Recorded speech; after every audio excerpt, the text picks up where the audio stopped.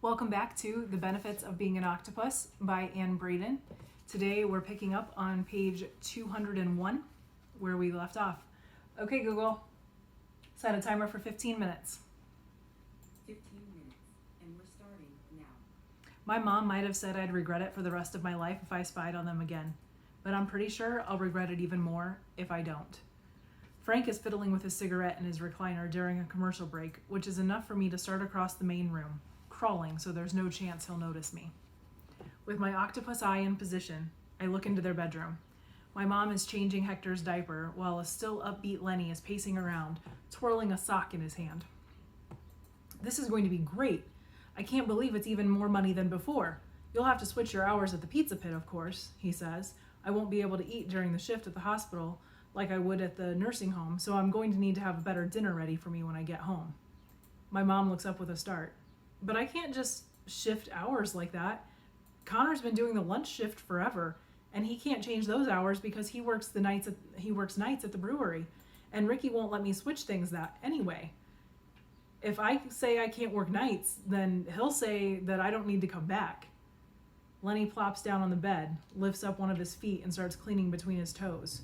Well, you could just find another job, one where you don't have to deal with that Connor always poking his nose into our business. My mom stretches the Velcro on the new diaper into place. Are you serious?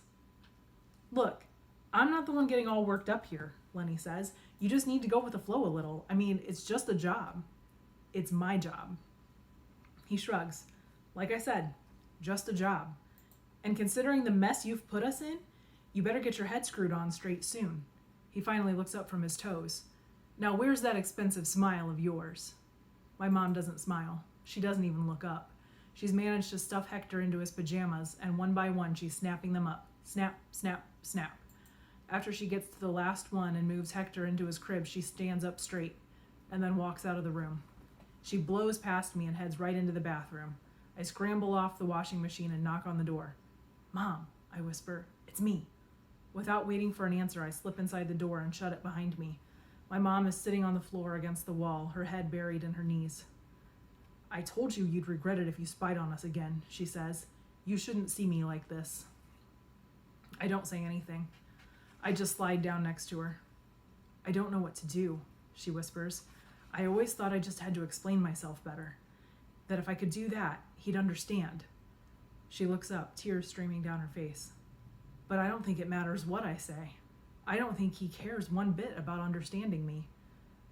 I don't think he does either, I say. I stare at Lenny's perfectly lined up shaving items. His shaving brush, his tub of shaving cream, his lather bowl, his razor, always lined up by size, with the handle of the razor perfectly parallel to the wall. And I know that you said he doesn't hit you, but that doesn't matter. He's still making sure that you're scared.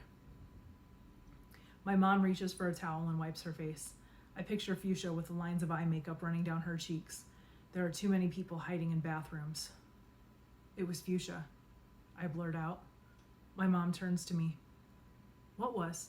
What are you talking about? The shots that were fired in the parking lot. That was Crystal's new boyfriend trying to scare Fuchsia. Oh, Fuchsia.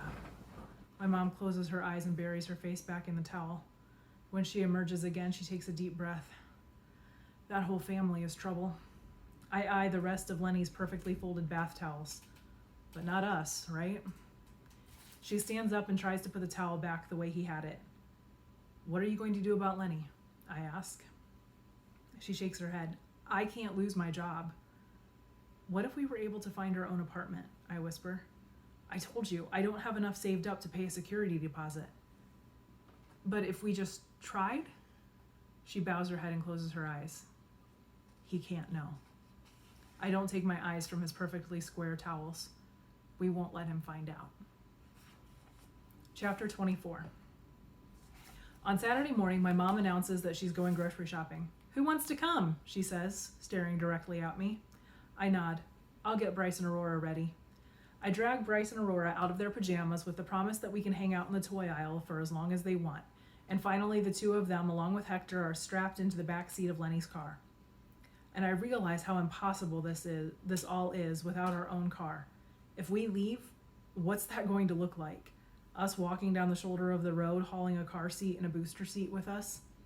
My mom takes the road that leads up to Route 14. I hate the way my mom drives these days.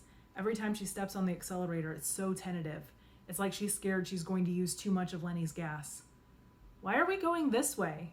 Bryce calls from the back. We're going to the J&H supermarket this time, my mom says without taking her eyes off the road.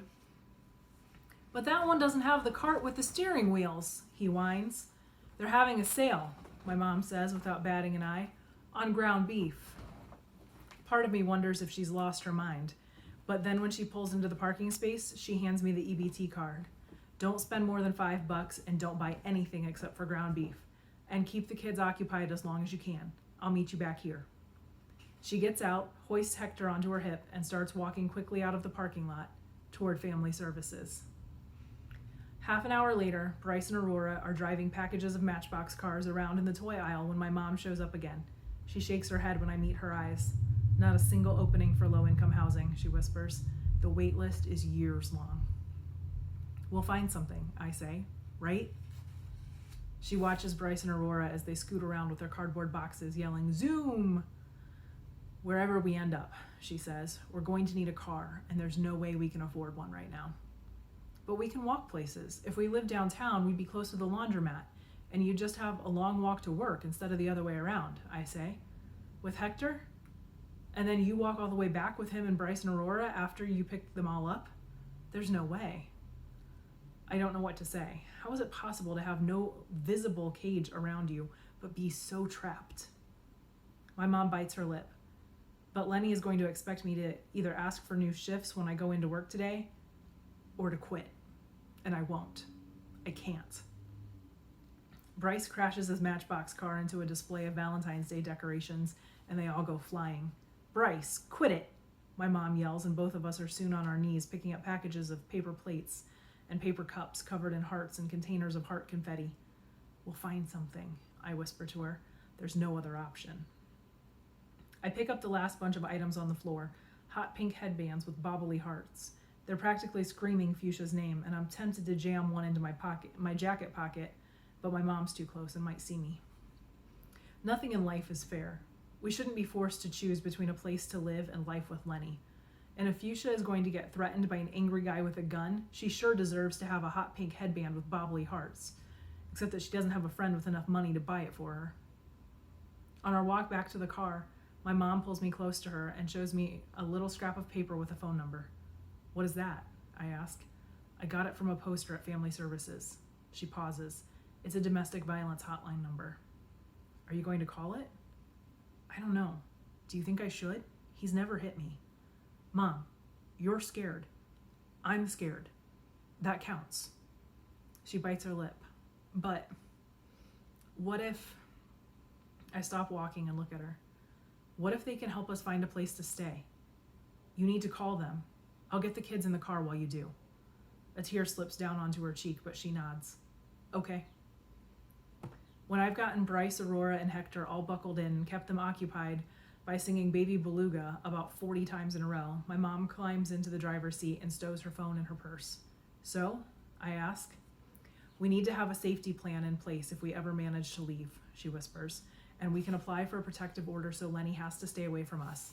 They asked if he cares about his reputation enough to obey a protective order. She lets out a long breath. I think that he does. Behind me, the back seat is full of shout singing about baby belugas in the deep blue sea. Do they know of a place for us to go? I ask. She shakes her head. The shelter is full right now. So the protective order can work, but only if we can actually find a way to leave. My mom sighs and starts the engine. Yup. When she pulls out of the parking lot, I turn to her. What made you change your mind? About what? About Lenny.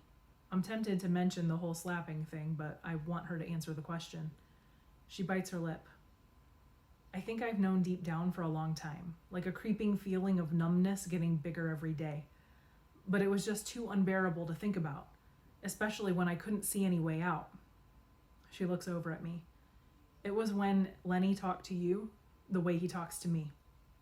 When he refused to believe you about the debate club of yours and said you just wanted to make trouble. She shakes her head and looks back at the road. That was when it started clicking for me. Even though what he said to me was nothing compared to what he said to her. How is it so different when you're the one who's being bullied? I stare out the window at the fancy grocery store and car dealerships that we're driving past. Tied to the new cars are balloons bouncing around at the mercy of the wind.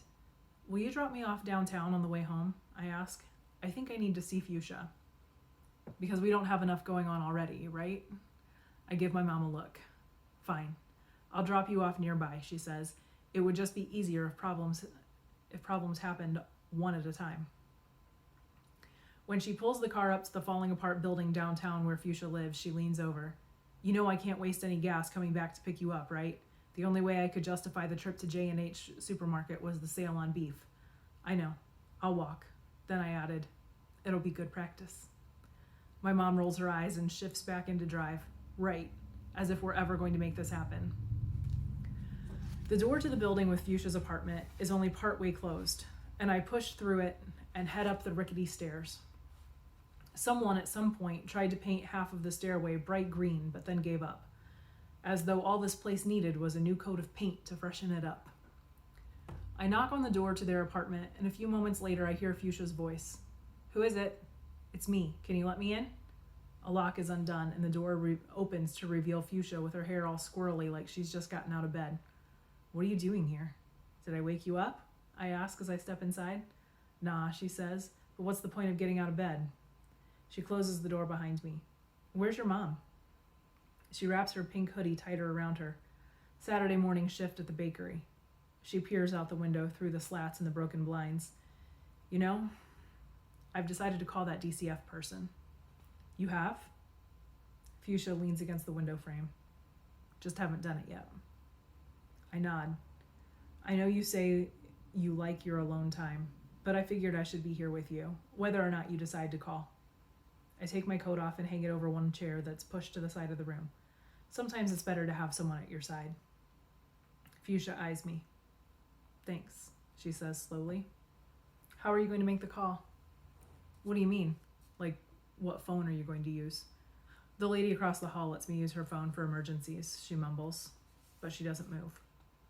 Oh, I say. The air in the apartment is cold, and I pull my coat back on. Are you going already? Fuchsia asks. I shake my head and sit down in the chair, tucking my hands underneath me. I stare at Fuchsia. Without her makeup on, she looks about as scared as Aurora did when she was surrounded by all those honking cars. I keep my voice low. You know, you can get a protective order to keep someone away from you. You could get one against Michael. Yeah, Fuchsia smirks. Then I can be all, sorry, Crystal, I can't move in with him because then he'd have to be arrested. That'd be hilarious, except for the part where she'd kill me herself. But if you tell her about what Michael did? Fuchsia shakes her head. She wouldn't believe me. She'd kick me out. Is that really any worse? You just end up calling DCF lady after that. She glares at me. Yeah, it's worse. You want to try and convince me that it'd be fun to get kicked out by your mom? To have her choose some angry troll man over you? No. I'm going to be the one who gets to call the shots. Not her.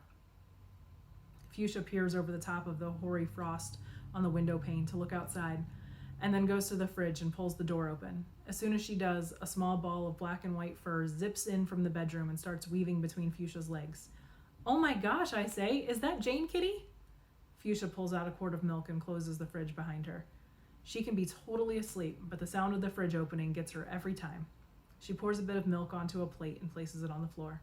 Jane Kitty immediately starts lapping it up. You and I aren't so different, are we, Jane Kitty? Fuchsia says, stroking her little furry back. And I'm going to lose you no matter what. Fuchsia's voice cuts out early, and she turns away from me. She doesn't want me to see her cry again. I take a deep breath. Maybe I can't give Fuchsia a bright pink headband, but that doesn't mean I can't help a different way. What if I were here with you when you did it? I ask. If I were here when you told your mom about Michael. You mean so she can kick you out too? Sometimes people are different if someone else is there. I shift on my hands, and if she kicked us both out together, then you wouldn't be alone. I expect Fuchsia to smirk and maybe throw something at me, but she doesn't. Okay, she whispers. She keeps petting Jane Kitty and doesn't look up at me. Did you say okay? I ask, like you'll really tell your mom what happened? If you're going to be here for it. I watch as Jane Kitty finishes lapping up the milk and Fuchsia scoops her up into her arms. Fuchsia, who doesn't care if she has asthma, but is going to love that furry ball of kitten anyway. Like how the cold air feels like nothing when you've just stood your ground and told off a whole debate club. And we'll stop right there. See you again tomorrow.